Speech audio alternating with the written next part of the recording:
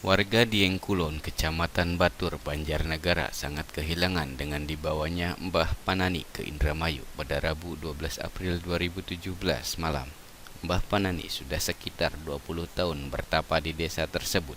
Tenda yang terbuat dari terpal 1 kali 2 meter itu kini tak berpenghuni. Dalam 20 tahun terakhir, Mbah Panani meringkuk dalam sarung di tenda.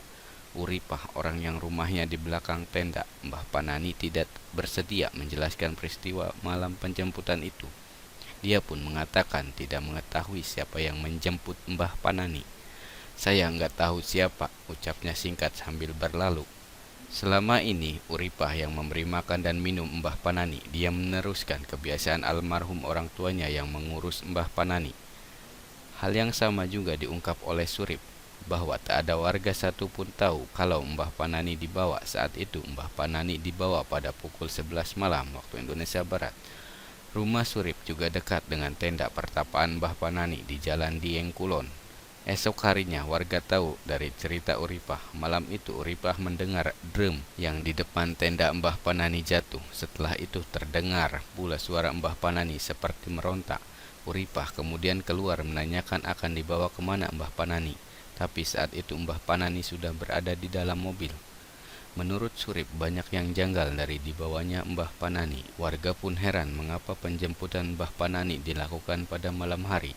Selain itu, tak ada izin terlebih dahulu kepada perangkat desa setempat. Padahal meski tidak pernah berkomunikasi, mereka menganggap pria asal Cirebon itu adalah bagian dari warga Dieng Kulon. Anehnya, malam itu sepi, padahal biasanya selalu ramai warga lantaran daerah itu merupakan tempat wisata.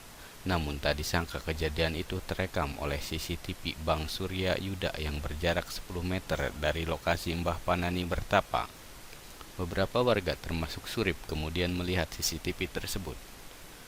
Pada CCTV terlihat Mbah Panani dibopong ke dalam mobil. Ada 4 mobil yang menjemput Mbah Panani.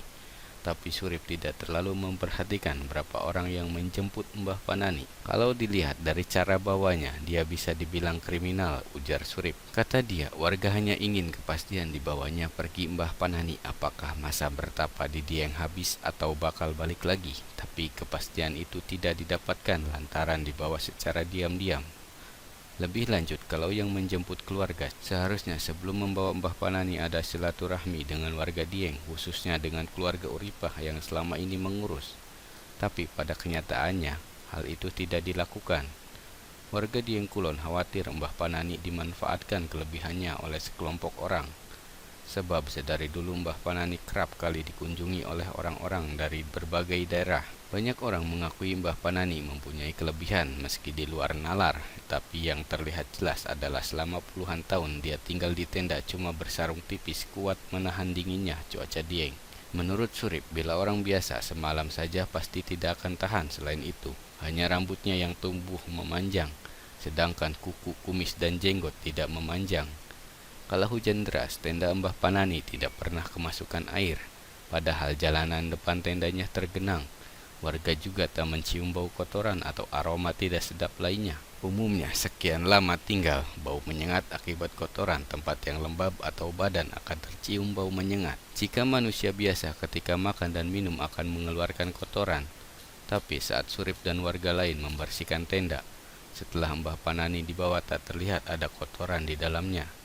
Warga bareng-bareng bersihin, ternyata enggak becek, enggak tergenang air, enggak ada kotoran, katanya. Selama ini warga tidak pernah merasa terganggu dengan kehadiran Mbah Panani.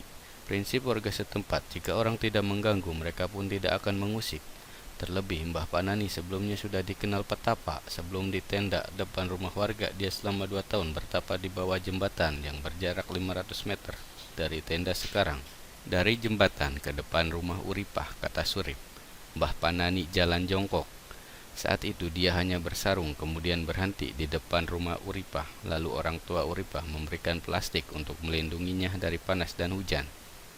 Lantaran seringnya orang-orang mengunjungi Mbah Panani, plastik itu tidak pernah ditutup kembali. Akhirnya warga berinisiatif membangun tenda dari terpal. Mbah Panani hanya bersedia diberi makan oleh Uripah. Bila Uripah tidak mengantarkan makan ke tendanya, maka dia tidak makan atau meminta. Selain Uripah, warga lain yang memberi makan tidak pernah dimakan. Mungkin hatinya cocok sama Bu Uripah, ucap Surip. Oleh karena itu, warga heran ketika melihat postingan di media sosial, melihat Mbah Panani di Indramayu makan disuapi. Menurutnya, selama di Dieng tidak pernah minta suapi, ia makan dan minum dengan sendirinya. Warga hanya bisa iba dengan Mbah Panani bila dimanfaatkan untuk kepentingan lain. Takutnya ujung-ujungnya kayak Dimas Kanjeng, nyari duit, ketusnya. Warga Dieng akan merasa senang jika Mbah Panani bisa balik lagi ke desa mereka. Menurutnya, selama puluhan tahun bertapa, warga tidak pernah memanfaatkan Mbah Panani.